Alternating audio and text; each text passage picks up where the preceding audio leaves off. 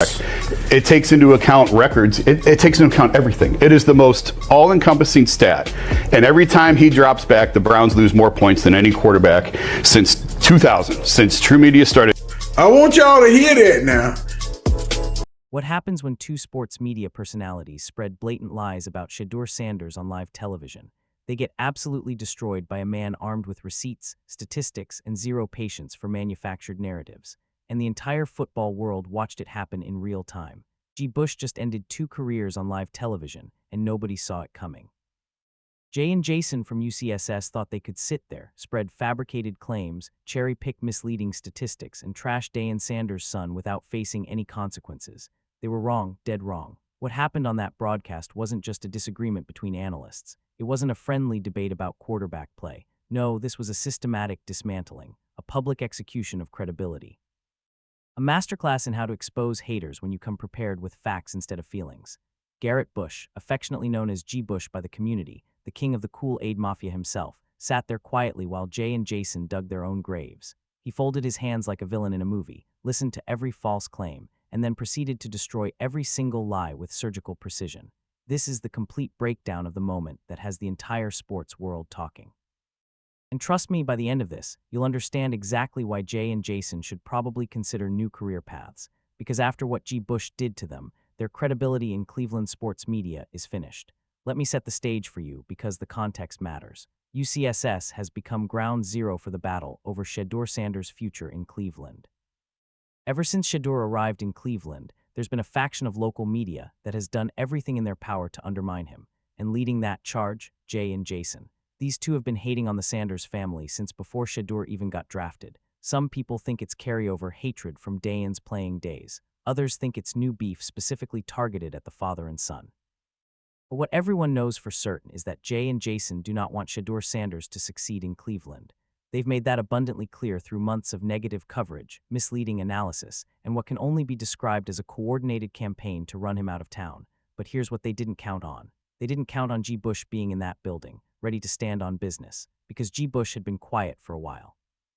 He'd been letting these two take their shots, watching them overplay their hand, waiting for the perfect moment to strike. And when that moment came, it was absolutely devastating. The broadcast started innocently enough. They were discussing the Browns' recent performances, talking about the team's direction heading into the offseason. Standard sports talk stuff. But then Jason dropped the first bomb. He looked into the camera and declared that the Browns have to take a quarterback in the draft. Not might consider taking one, not should explore their options.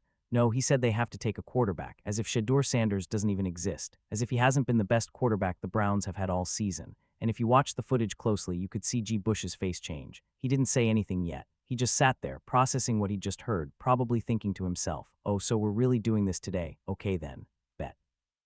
Jay jumped in immediately to caution everything Jason said. He started talking about how the Browns would be picking second overall in the draft, how they won't even have to trade up to get a quarterback, how they should absolutely take either Fernando Mendoza or Dante Moore. These two were feeding off each other's energy, building this narrative that Shedeur Sanders is a placeholder at best and a failure at worst. The whole time, G. Bush is sitting there silent, calculating. Waiting for his moment like a chess grandmaster watching his opponent make mistake after mistake. Then Jason really stepped in it. He challenged G. Bush directly, saying he wants to hear the why, like he was daring G. Bush to defend Shedeur, and that's when you knew things were about to get ugly. G. Bush leaned forward slightly and said, I'm interested in hearing the why. Translation for those who don't speak petty, go ahead and keep talking. Keep digging that hole deeper. I'll wait until you're finished to bury you in it. And boy, did they dig. Jason started going off about how Shedeur needs more around him, how the offensive line isn't good. And look, those are facts. Everyone who has watched a single Browns game this season knows the offensive line is garbage. That's not controversial. But then Jason took it way too far. He started throwing around EPA metrics like he was some kind of analytics genius. He claimed, and I need you to really hear this, that Shedeur Sanders is the worst quarterback this century by dropback EPA. The worst, this century, since the year 2000. Let that sink in for a moment. This man sat on live television and essentially said that Shedeur Sanders is worse than Jamarcus Russell, worse than Ryan Leaf, worse than every single bust, every backup, every practice squad quarterback that has touched an NFL field in the last 25 years. That's what he's claiming when he throws out that worst quarterback this century line. And here's where it gets really embarrassing for Jason. EPA, which stands for expected points added, as a standardized metric didn't even exist in its current form until the mid-2000s. It wasn't widely tracked or used in mainstream football analysis until the 2010s. So how exactly are you comparing 2025 data to quarterbacks from 2000, 2001, 2002, when the methodology wasn't even being measured the same way? It's like comparing apples to spaceships. The comparison literally doesn't work. But Jason was so focused on hating that he didn't bother to think through whether his claims actually made logical sense. But he wasn't done embarrassing himself, not even close. Jason then launched into a full character assassination of Shedeur Sanders. He said, and I'm quoting directly here, he still doesn't know what he's looking at. He still doesn't flip protections. He doesn't know when he's hot. He can only throw to wide open receivers. He doesn't make tight window throws. He doesn't throw guys open. Every single statement. A lie, a verifiable, tape-proven, easily disprovable lie. We've all watched Shedeur Sanders play this season. We saw him changing protections at the line of scrimmage against the Bills. We saw him pointing at his running back against the Bears, telling him exactly who to block. We saw that preseason touchdown he threw into a tight window that had every analyst saying, now that right there is an NFL throw. We watched him lead the Browns in rushing for 3 consecutive weeks because he was escaping the pocket and making plays with his legs when nobody else could get open. But Jason sits there on live television and claims none of that happened. And then he made the fatal mistake. He claimed that people in the building told him Shedeur doesn't know what he's doing. That's when G. Bush finally had enough. G. Bush looked at him and asked the question that completely exposed the lie. What people in what building? The people next door, the people at the hot dog stand across the street. What people? Because Jason never specified. He never named names. He never provided any evidence that anyone from the Cleveland Browns organization actually said those things. He just threw out people in the building like that automatically makes his claims credible. And G. Bush wasn't having it, not for 1 second. What happened next was a masterclass in how to dismantle a false narrative with facts. G. Bush started by addressing the fantasy football mentality that has ruined modern football analysis. He pointed out that the same analysts who told everyone Kenny Pickett was the answer watched him throw for 5 yards in a game. 5 yards, that's not a typo. He mentioned Jackson Dart throwing for 32 yards. He brought up how Cam Ward, the supposed #1 overall pick in the upcoming draft, hasn't had great numbers all season.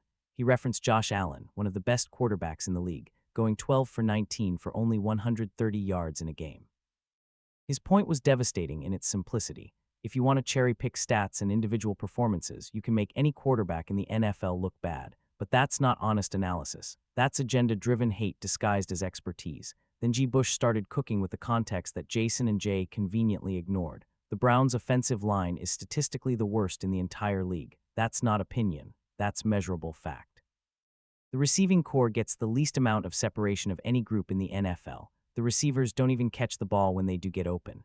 And on top of all that, the Browns have been missing most of their offensive weapons due to injuries. Yet somehow, Shedeur Sanders is supposed to put up Hall of Fame numbers in this environment, with the worst protection, the worst receivers, and a coaching staff that's about to get fired. G. Bush then brought up Shedeur's 360-yard game and asked why everyone wants to disqualify that performance. He pointed out that Cam Ward, the consensus #1 pick, didn't put up better numbers than that. But when Shedeur does it, suddenly it doesn't count. The receipts G. Bush pulled out next completely destroyed the worst quarterback narrative. He broke down the scoring by quarterback, game by game.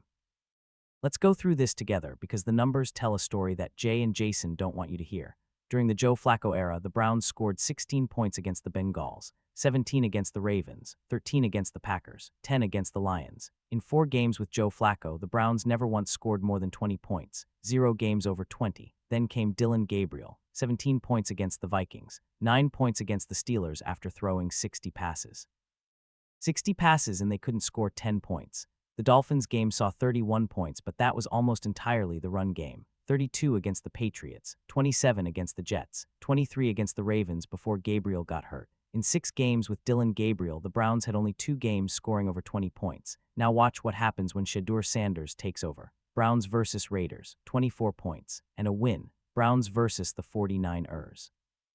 26 points, Browns versus the Titans, 29 points, Browns versus the Bears, 31 points against an 11-win playoff team, Browns versus the Bills, 20 points against another 11-win Super Bowl contender. In just 5 games, Shedeur Sanders had 3 games scoring over 20 points, more than Joe Flacco had in his entire stint, more than Dillon Gabriel had in 6 games. The math doesn't lie, the tape doesn't lie, the scoreboard doesn't lie.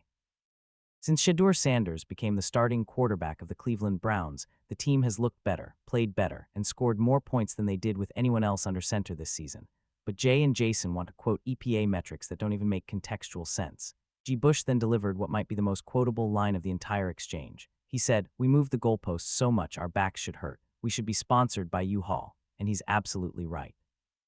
Think about the timeline of criticism against Shedeur. When Dillon Gabriel was the quarterback, the narrative was that the offense was too conservative, all underneath throws, no deep shots. They said Cleveland needed someone who could push the ball downfield. So Shedeur comes in and starts launching deep balls, completing them at a higher rate than other rookie quarterbacks. And suddenly the narrative shifts. Now it's that he needs to play better within the structure of the offense.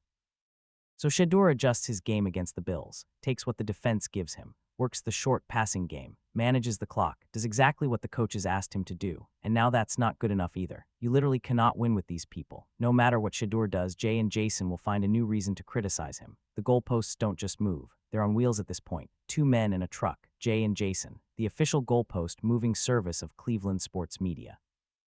G. Bush also broke down why the organizational logic of drafting a new quarterback doesn't even make sense. The Browns have only taken a quarterback in the top 10 or 20 twice in their modern history. Tim Couch and Baker Mayfield. That's it. Every other quarterback, Whedon, Quinn, Manziel, they were all picked in the 20s. All busts. The Browns are arguably the most dysfunctional organization in the NFL.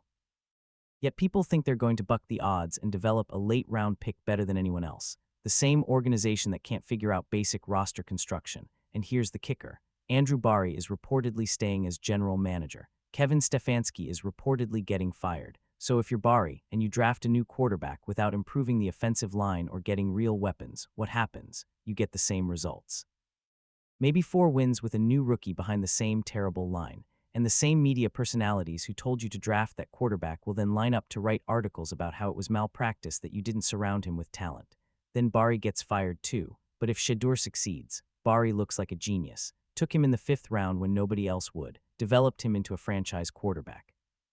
Gets credit for a bargain deal while still having Deshaun Watson's contract on the books. The smart play for the organization is actually rooting for Shedeur to succeed. The hate doesn't even make sense from a self-preservation standpoint. Since this broadcast aired, the clip has gone absolutely viral across social media. The CU Antis are celebrating. The Cool Aid Mafia is victorious. Everyone who has been defending Shedeur through this journey got their vindication yesterday. They got to watch someone with a platform stand up and speak truth to the lies. They got to watch the haters get exposed in real time with facts they couldn't dispute. And here's what makes it even worse for Jay and Jason. Their track record of being wrong is now impossible to ignore. They said Kenny Pickett was the answer. Wrong. They said Joe Flacco was the answer. Wrong. They said Dillon Gabriel was the answer. Wrong. Now they're saying Shedeur Sanders isn't the answer. See the pattern. Every time they speak negatively about Shedeur going forward, people will remember this moment. They'll remember G. Bush sitting there with his hands folded, calmly dismantling every argument. They'll remember the receipts. They'll remember that these two have been wrong about every quarterback take this season. The truth is, Shedeur Sanders is fighting an uphill battle in Cleveland that has nothing to do with opposing defenses. He's battling a media narrative built on lies, cherry-picked statistics, and personal bias. He's a 5th-round pick in a dysfunctional organization with the worst offensive line in football, receivers who can't separate, and a coaching staff getting fired around him. Despite all of that, he's thrown for 360 yards in a game, led the team in rushing for 3 weeks, thrown touchdowns in tight windows, changed protections at the line, helped the Browns score more points than they did with any other quarterback this year. But the haters gonna hate. The difference now is that G. Bush showed the entire world what happens when you bring facts to a hate fight.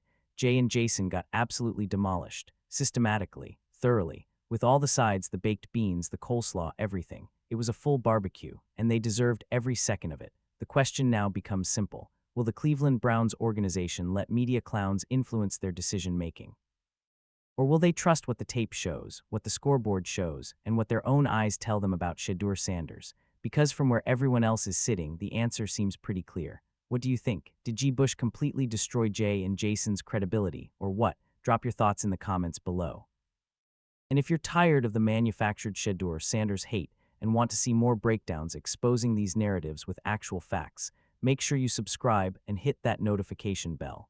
We're going to keep holding these media personalities accountable every single time they try it.